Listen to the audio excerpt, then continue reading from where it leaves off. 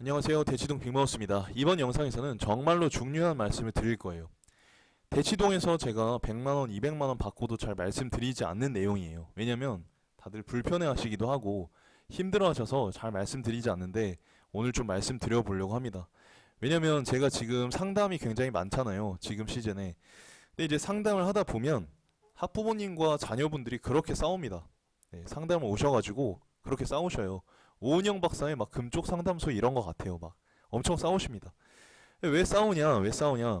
부모님은 부모님 나름대로 몇 천만 원에서 1억 정도 투자를 해서 이제 자녀를 뒷바라지를 했어요. 근데 이게 일종의 투자란 말이에요. 부모님 입장에서는. 그러니까 당연히 투자를 했으면 작년보다 성적이 좋게 나와야 되는데 작년이랑 비슷하거나 작년보다 못 나오면 이제 꼭지가 도시는 거죠. 화가 나시는 거죠. 근데 이제 자녀는 자녀 나름대로 뭐냐면 내가 그러고 싶어서 그랬냐 이거예요. 그래서 이런 식으로 이제 도돌이표가 돌다 보면 서로에게 상처만 남게 됩니다. 많이 경험하셨죠. 그래서 이렇게 남은 상처가 한 10년 정도 간다고 보시면 돼요. 그리고 결정적으로 내년에 한 번 더 이제 진행을 하실 친구들 같은 경우는 이게 수험 생활 내내 반복이 돼요. 그래서 제가 잘 말씀드리지 않는 내용임에도 불구하고 오늘 큰맘 먹고 이렇게 영상을 준비하게 됐습니다. 아, 지금 보시면 우리 부모님이나 자녀들이 잘못한 게 아니에요, 사실은.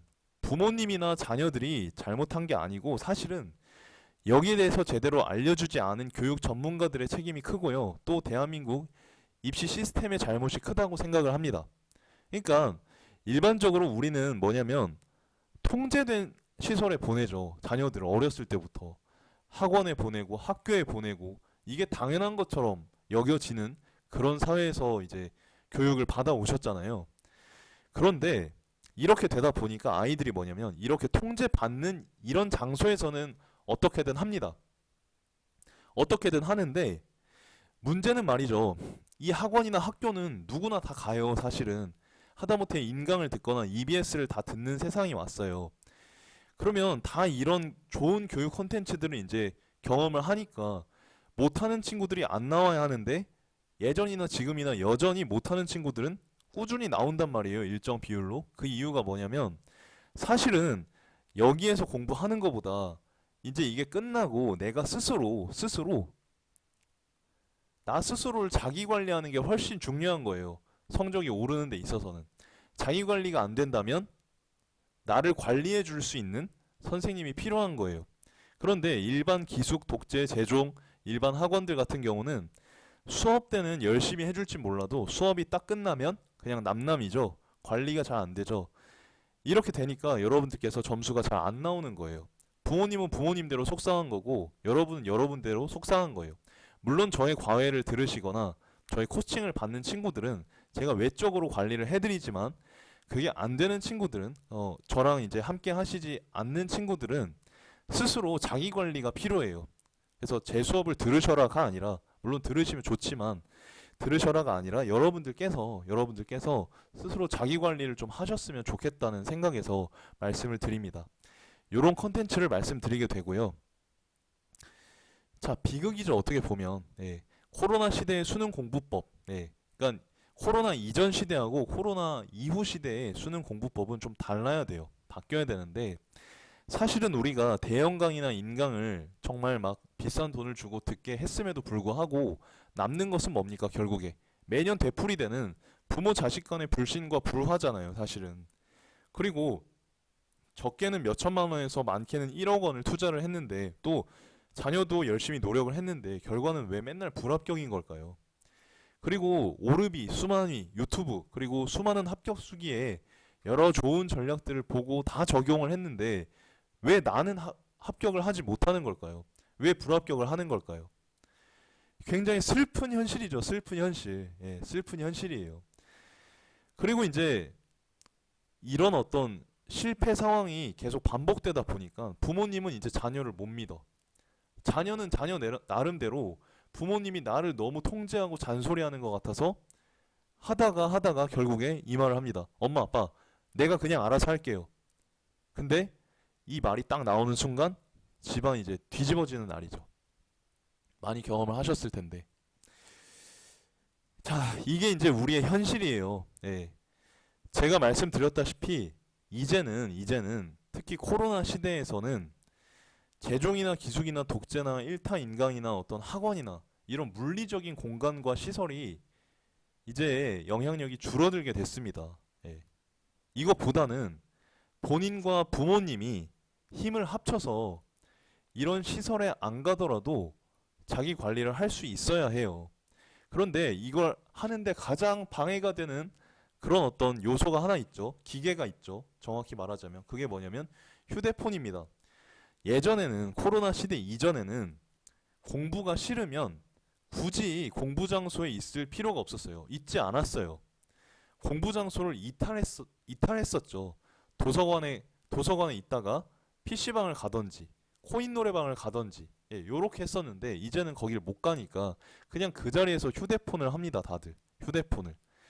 그 자리에서 휴대폰을 하게 되는데 이 휴대폰으로 뭘 하냐면 유튜브 보거나 그 다음에 게임을 하거나 넷플릭스를 하거나 카카오톡을 하거나 뭐 전화를 하거나 이렇게 합니다. 이게 시간이 뭐 쉬는 시간에 잠깐 한다. 그래서 엄마 아빠 나 그냥 핸드폰 5분 10분 잠깐 하는 거예요. 이렇게 얘기할지 모르겠는데 이 5분 10분이 학습에 부정적인 영향을 미쳐요. 그리고 계속해서 보고 싶어요. 이런 것들은 중독성이 있어요. 그래서 사실은 이 휴대폰을 이 용도로 활용하시면 굉장히 이제 악영향을 미칩니다. 네, 악영향을 미쳐요. 대부분 다 이렇게 활용을 하다 보니까 우리 부모님들이 어떤 솔루션을 내놓으시냐면 그냥 이 휴대폰을 압수하는 학원이나 학교나 스터디 카페나 독서실을 찾아서 아이들을 집어넣어요. 기숙학원이나. 그런데 과연 인위적으로 이렇게 강제적으로 통제받고 공부한 아이들이 잘 되지 않더라는 거예요. 제 경험상. 잘 안 되더라고요. 잘 되는 아이들은 이런 걸 안 해도 잘 돼요. 잘 안 되는 아이들은 이런 걸 해도 잘 안 돼요. 근데 이제 안 되는 아이들의 비율이 훨씬 많죠. 왜 우리 아이들이 이렇게 수동적이 된 걸까요? 우리 부모님들께서도 다시 한번 생각해 보실 필요가 있다고 생각합니다. 저는 수험 생활이라는 건 학생만, 수험생, 자녀만 하는 게 아니라고 생각합니다. 학생과 부모님과 이제 선생님이 같이 떼어줘야 돼요. 같이 떼어줘야 돼요. 그래서 우리 부모님들께서 이런 이야기 듣기 싫고 힘드시겠지만 좀 들어주셔야 되는 겁니다. 자, 여러분, 어른이란 뭘까요? 성인이란 대체 뭘까요? 많은 정의가 있겠습니다만 저는 개인적으로 본인의 욕망과 욕구를 또 감정을 절제할 수 있는 사람이 성인이라고 생각을 합니다. 욕망이나 욕구나 감정을 절제할 수 있는 사람이 어른이라고 봅니다. 일반인도 충분히 할 수 있어요. 제가 지금 말씀드리는 성인이라는 건 예수님, 부처님 뭐 그런 분들을 의미하는 게 아니고 일반적인 어른입니다. 어덜트, 19살 이상. 예. 이제 19살 이상이 되면 여러분들이 이제 대학교에 가서 성인 타이틀을 달게 되면 여러분들께서 욕망이나 욕구나 감정을 절제할 수 있어야 하는데 여러분들 그러지 못하죠. 자녀분들이 그러지 못하죠. 저는 말이죠. 수험 생활이라는 건 이런 걸 미리 절제하는 연습을 하는 시간이라고 생각을 해요. 그리고 이 절제할 수 있는 절제 훈련의 가장 좋은 도구가 휴대폰이라고 생각을 합니다. 휴대폰. 근데 그냥 이제 하기 싫은 걸 억지로 참는 게 아니고요. 제가 할 수 있는 방법을 다 말씀드릴 거예요. 그리고 이 휴대폰이라는 건 사용하기에 따라서 굉장히 좋은 도구가 될 수 있어요. 그러니까 재밌는 게 뭔지 아십니까? 공부를 잘 못하고 이런 친구들은 휴대폰이 게임기예요. 또 드라마 보는 기계예요. 또 카톡하는 기계예요. 그런데 공부를 잘하는 친구들은 이게 공부하는 기계입니다. 사전 찾아보는 기계예요. 또 이제 동기부여하는 기계예요. 예.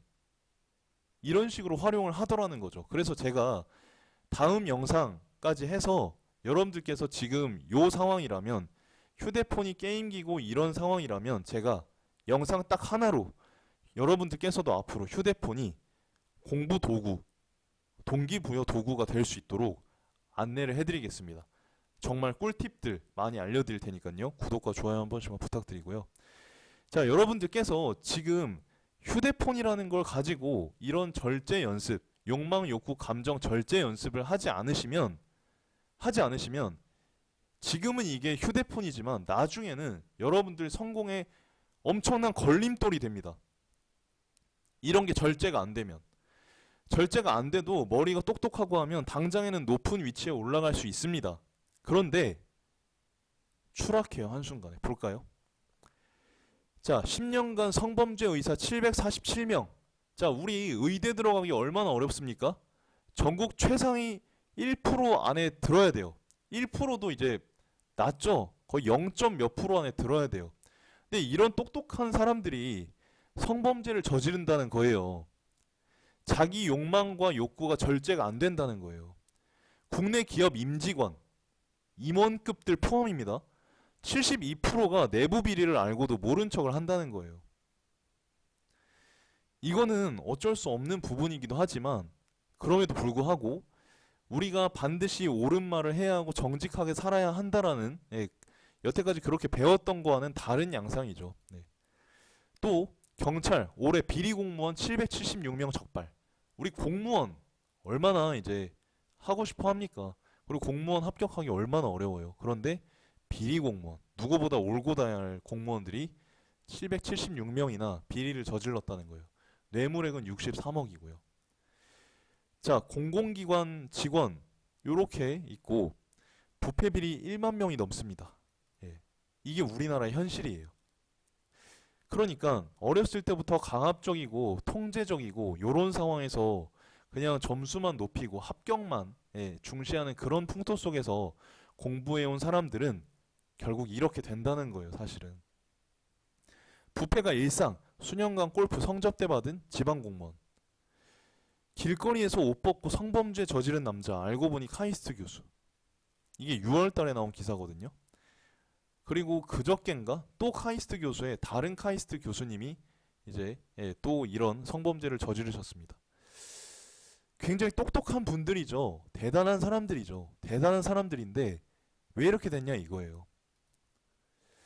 제가 여러분들 내일 또 영상을 올려드리고 내일이나 모레쯤 정도 영상을 올려드리고 오늘 말씀드린 문제 제기에 대한 해결책을 말씀드릴 겁니다. 그리고 구체적으로 어떤 도구를 활용해서 하셔야 되는지, 핸드폰에 어떤 어플을 깔면 좋은지, 어떤 어플은 지워야 하는지 속 시원하게 말씀을 드릴 겁니다. 여러분, 성공이라는 건 막 대단한 걸 해서 되는 게 아니에요. 아주 작은 거, 사소한 거, 이런 걸 하나하나씩 잡아나가는 겁니다. 뭔가 하는 것보다 안 하는 게 더 중요하거든요. 제가 싹 다 잡아드릴 테니까요. 함께 해주시고. 그래서 이번 영상은 여기서 마칠 건데요. 시간 관계상. 오늘 뭐 대치동 빅마우스 아무것도 얘기 안 해줬네가 아니라 여러분들께서 이제 핸드폰을 그냥 내가 참지 못하고 핸드폰을 본다는 그 행위 자체를 단순히 그냥 그럴 수도 있는 행위라고 보지 마시고 그 나의 욕망과 욕구를 절제하지 못하는 그런 거라고 생각하시고 그렇게 절제가 안 되면 당장에 합격을 하더라도 나중에 나도 이렇게 될 수 있는 여지가 있는 거예요. 그래서 그런 것들을 염두에 두시고 철저하게 핸드폰이라는 걸 또 다른 어떤 게임이나 이런 유혹도 마찬가지고 절제를 한번 해보시면 좋을 것 같습니다. 그런 실마리를 좀 잡아보시는 시간이었었으면 참 좋을 것 같고요. 마지막으로 복습을 하고 마치면 수험생활이라는 건 사실은 성공했을 때 그 성공을 감당할 수 있는 사람이 될 준비를 하는 시간이라고 생각을 합니다.